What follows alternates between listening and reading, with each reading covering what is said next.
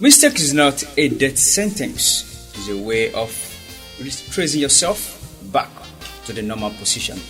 Just welcome to The Touch with Michael. Here today is another opportunity for me to be here with you today. And I believe so much you have enjoyed a lot of our episode. Yes, previous episode very well. And I believe there's a lot of things. We have received a lot of testimonies, a lot of comments from all our viewers. Thank you once again for coming on The Touch with me, Michael, and my guest here today. Here today, we have someone so very, very important in our guest here today. Oh, Mr. How will I start?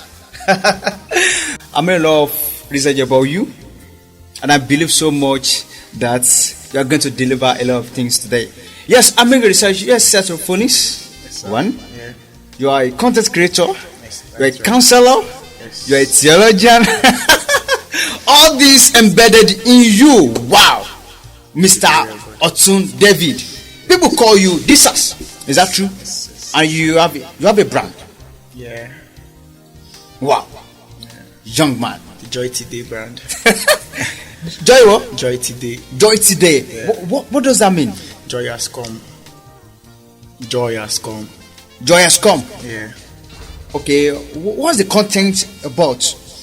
Basically, it was a word from God that, as a result of praying and communion with God, I received that word, and so far it has grown more than just myself, and I basically received testimonies from that just that word alone. People, Joy has come. Joy has come, and a lot of people have been blessed. In no situation, joy has Joy come. has come. No matter what you face, no matter what you're going through, joy today. Joy has come. today. Yeah. I like that Yoruba accent. Joy today.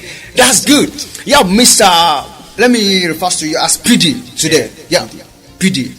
Yes, there is discussion here today. It's very, very important, and this a deep topic. It's very common in our environment, in our society, even in the church. We title it abortion.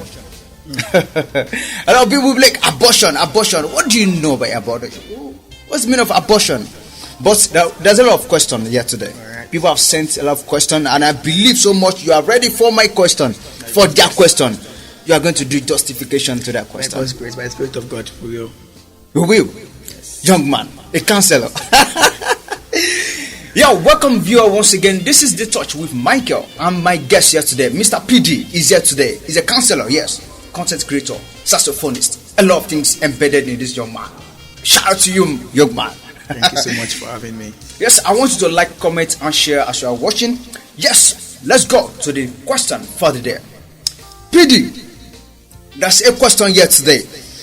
Someone sent a question. He said, "Oh wow, how do we handle this? Abort a pregnancy, why it's yet to form a real baby? Is someone believe, or abort a baby because it has disease Okay. or misfaction? Another one state, abort a baby if the life of the mother is at danger, because no one will take care of the ones he has had before. Another one states, do not abort pregnancy for any reason." So how will you make a justice for this issue like this? Alright, the first one says abort because Because he has not formed a real baby. he has not formed the baby, and the second one says abort if the baby has a disease, Yes. or a fracture, Or misfaction. yeah, and the third one says abort a baby if the mother's life is at stake. Yes. So I would like to begin. And there's a one that says don't abort at all. Alright, so I'll begin with the first one that says abort the baby if the life has not been formed completely. Yes. So I can tell you from medical point of view that once there's an inception between the semen of the man and the egg of the woman, life has been formed already. Immediately. Wow. There has been life has been formed. Although there are different stages before the baby is actually formed and the heart is formed, but at that inception, there is life already. So if that is the reason for someone to abort, I can tell you wholeheartedly that that is not a justifiable reason to abort.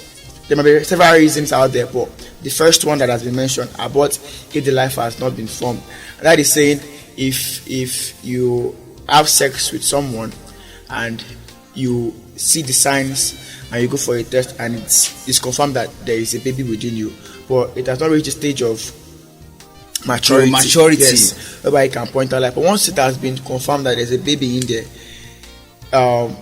rightly speaking, from a place of biblical authority, okay, that baby should no longer be aborted for any reason. Now, secondly, if it is about the baby being diseased or that can affect the mother, yes, can be misfractured. That was the second one. Yes, if it has been diseased or misfractured, that's what they call mercy. Talking about mercy, and this is because this is as a result of medical suggestion, medical advice. Yes, if scan has been done and all the medical procedures has been carried out on the baby's state of health, then it can be deduced that, okay, what are the stakes? If we go on with this baby, will it be a problem to the family? Would it be a problem to the baby itself? Will it be a problem to the mother during birth? So those are the things that should put into consideration. It's not just a one-off thing. It's not just a thing you decide from a place of just thought alone. There must be critical analysis that should be done. I have heard of testimonies whereby babies that doctors has written off that this one the heart is bad, everything is bad, but the parents still decide to go on that no, let's go on with this birth, let's go on carrying this baby, let's go on and deliver this baby and trusting God. And God has shown himself mightily in different cases whereby they go on with the pregnancy and they give birth and there are no signs of any sign. That's what you call mercy of the Lord, miracle of the Lord. So although I will not go against any family or any marriage or any couple saying that they can't take the risk of taking care of a baby that has been validated by medical practitioners that this one has issues, that this baby has disease that is going to affect, it's going to cost financially, it's going to cost emotionally, it's going to cost trauma for even the parents and the baby as well during the child's growth. So I will not frown at anybody. I will not come against that kind of couple considering what their situation look like. Now the third one says aborting a baby if it is a danger to the mother. Because someone will take care of the baby even if it's born. These things are not, situations like this are not black and white. They are not yes or no. They are not straightforward as many perceive them to be. Right now I'm in the position of giving my own 2 cents. Okay. But I cannot decide for such a couple because now the mother of the life is at stake, and there's a theory that says, what is the tendency of the baby surviving with the mother if the life of the mother is lost for the place of the baby? Another theory says, if the mother is saved and the baby is lost, when it's a 50-50 or 50-50 case, the mother has at least 75% of giving birth to another baby. So that's just what I'm going to stop on that case. There are 2 theories that battle in that kind of situation. That's how sure are we the baby is going to survive without the mother. But bear with me in mind, there are cases whereby the mother has decided, or the family has decided that, okay, let the mother go and let the baby stay. But those cases are very rare. These cases are very rare in my short long life of living. I have rarely heard about those cases whereby the mother is lost, because in all reasoning, people will always go with the one that has the higher potential of bringing more life to this world. Do you understand what I'm saying? Yeah. Because if the mother is saved and the baby is at that point unfortunately lost, the woman has a tendency of giving birth to another baby. And mind you with me, that woman there is a wife. That woman there is potentially a mother of already giving birth to children. Yeah. So these are factors you have to consider. These things, I will tell you again, is not black and white. Cases like this are not black and white. Okay. Now the last one says, do not abort for any reason. Now what we have spoken about for the few minutes we have been talking points down to the fact that particular statement is not viable, considering the fact that these issues, there are sensitive cases whereby things are not black and white. They are not as you see them. So there's a lot of things to consider. What is the situation of the couple? what is the financial ability of the couple? All right, I would like to add briefly, in cases whereby the baby is deceased, one of the things that decide whether or not the couple goes ahead with having this baby is the financial capability of this family. You don't expect someone that is middle class or lower class to take that kind of risk. Only if that person has a faith that is unshaken in what God can do. There's some crazy faith. Because humanly speaking, what you are doing is a total risk. If you do not have the financial capability to sustain that child, to sustain that baby, treatments over and over again. We're talking of weekly treatments here. We're talking of from the birth of that baby, you are spending money to sustain the life of that person, of that baby rather. So financial capacity plays a major role, especially in that second question that was asked. So now, on your own stand now, you are standing in two positions.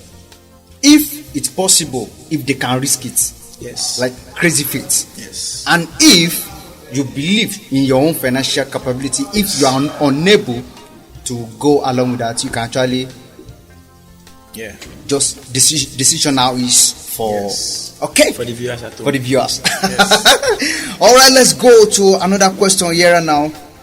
The second person sent a question. He said, I just gained admission to university and I am the only child of my parents. I fell in love with my classmates. We are both in 100 level and I'm pregnant for him. Wow. Should I abort this pregnancy? I don't want to be a dropout. Please, what can I do? All right, firstly, I'm going to come as straightforward as I can on these issues because these are things we have been privileged to talk about on personal levels. And looking at the case of this lady, there are certain factors that surround this issue. Yes. Firstly, I would say you do not have the right to abort in the standards of God. This situation is not like the ones I've spoken about earlier. Yes. You are a young person and you have engaged in an activity that can truncate your education. Why? Now, at the first place, you cannot abort this baby, even though you are looking at the fact that you don't want to be a dropout. You have made a decision. That's why I tell people, when you make a decision to have sex with somebody, even as much as we advise premarital sex is wrong mentally, spiritually, emotionally, wait till marriage. But now you have made a decision to have sex before marriage, and so you have to be responsible for what you have done. Now I know it can be hard. It can be hard and traumatic for a young person. She says she's in 100 level. Yes, 100 level. That means her age range is between the age of maybe 18 to 21, 22 at most. You are a young person. If you are listening out there, you are a young person, and I want you to relax, calm down. Do not make hasty decisions. Your life is not over. Yes. Your education is not over. That's what the world wants us to perceive, that once you have made a mistake, it's over for you. The best way to resolve this mistake is to shy away from responsibility, and that is not the answer. You are a young person. That means you have your parents in picture. If not both of your parents, you have your mother in picture, you have your father in picture, and like you said, you are the only child of your parents. Yes. Now, you have to come to a consensus with your parents after making a decision from the standpoint of you being a moral person. That you do not want to be a murderer, you do not want to take a life that God has formed, because God places value on the lives of those He has formed. In Psalm 139, I perceive from verse 13 to 16, it talked about how much it was intentional about forming us, forming an individual in his mother's womb. So you do not want to take those kind of laws into your hands. What I advise for you is to talk with your parents and see how much of a solution you can prefer, because there's always a solution. There's always going to be a solution. There's always going to be a solution. You have to live with the responsibility. If it's for you to stay back at home and groom your baby, it's fine. You are very young. Groom your baby. After that, you can actually go back to school. I have heard of cases, I have seen cases, I have first-hand experience of cases whereby the mother or the parents took the baby into their care and the lady continued with school. Wow. But this incident should not see you look down on yourself. I can perceive from that statement, this lady is distressed. Serious. She's downcasted. Seriously. But I want to encourage you that it's not over. Yes. It's not over. Relax, and from a place of remorse, you have made a mistake, and I would not expect you to make this mistake again. But do not abort that baby. You have to calm down and take responsibility of your actions. Because if you shy away from this responsibility of being a mother, there's a tendency your life will have that same pattern of shying away from responsibility. We are bound to make mistakes. I have made mistakes in life whereby I had to learn the hard way that you cannot shy away from responsibilities. You know my first quote the other time, I said mistake is not a death sentence at all. It's not a death sentence. So it's just a means of you retracing yourself back. Exactly. Yes. Now, a mistake shows that you have been on a path. Either you have been on a path, either you have been on the wrong path for a while. Let me come again. Mistakes show that it's either you have been on a wrong path for a while, especially as this, you have been engaging in premarital sex, or you engaged it for the first time, and this is the reward of that act. Now, I want to put it out there. If you are feeling downcasted by the fact that you got pregnant from an action you did, that points to the fact that this action you are embarking on should not be in your life at this point. Wait till marriage. I keep on telling my youths and my teenagers, wait till marriage. The urge is always going to be there, but the consequences that follow through premarital sex can cause mental uproar, can affect the mental health, can affect someone emotionally. So my sister out there, please take our time to reflect on what decision you want to make. And from my own point, I will advise you, abortion should not be the way out. Abortion should not be the way out. This should cause you to reflect on yourself, on the person you want to be in the next 5 years, on the kind of mother you want to be in the next 2 years, on the kind of woman you want to be, on the kind of wife you want to be, on the kind of person you want to be in the society. And taking a life puts a question mark on your personality. It puts a snare on your spirit. It puts a snare on your conscience. So please, I would not want you to carry that burden of taking a life. So it has to do with communication with your family members. You are still very young. You are being sponsored by your parents. I'm very sure of that. So you have to face. You are in your 100 level. Yes. Face your study. Face the reality. Talk with your parents. Come together. And I pray, and I'm going to be praying for you from this point. As I've heard your story, there's a step in my spirit to pray for you, and I'll be doing that. So please, abortion is not the way out. I can assure you, abortion is not the way out. I tell you. All right. From your own point of view now, there's a particular saying that everything that happens, it is written already. Does that predestination? You're talking about predestination. Yes. Does that mean it is written? Yes. Predestination goes a long way for the life of every man. Predestination says that God has seen this already. God does not live from the present; He lives from the future to the present. But now, even as though God has predestined every life, it points to the fact that God is sovereign, but humans, we are 100% responsible. I'll come again. God is 100% sovereign, but humans, we are 100% responsible. Ow.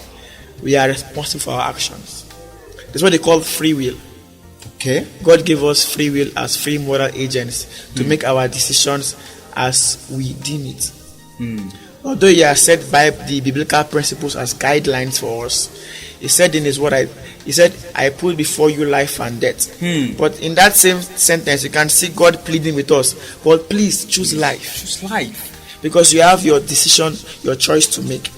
As free moral beings, as responsible beings, we are not people controlled with a controller, a pad, a joystick.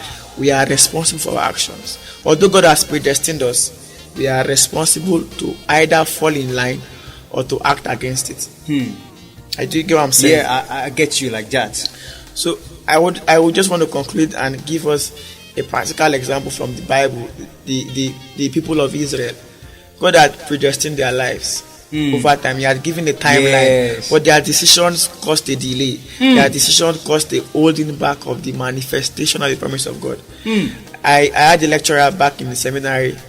He said that from time ever has begun, from the beginning of time, the promises of God has been failing, but God has never failed. The promises of God has been failing because of the failure of man to be responsible in that promise. That's deep.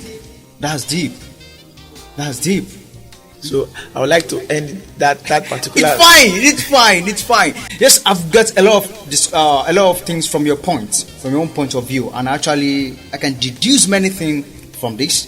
It means for the lady now, he has to accept that as the consequence of our action. I wouldn't want to even call it consequence. So, okay, let's not call it consequence. Let's call it error. Should we call it an error? Let's not call it an error. Let's call it the responsibility she's now faced with as a result of her action. Consequences brings about that damage. That damage. Yes, damage. I wouldn't want to give that. I never put it out that way. Although you have done something wrong, you have to be faced with the responsibility. And it's a particular sin. I don't know the tribe now that babies bring joy. Babies bring happiness. So no matter how it is, give birth to the baby.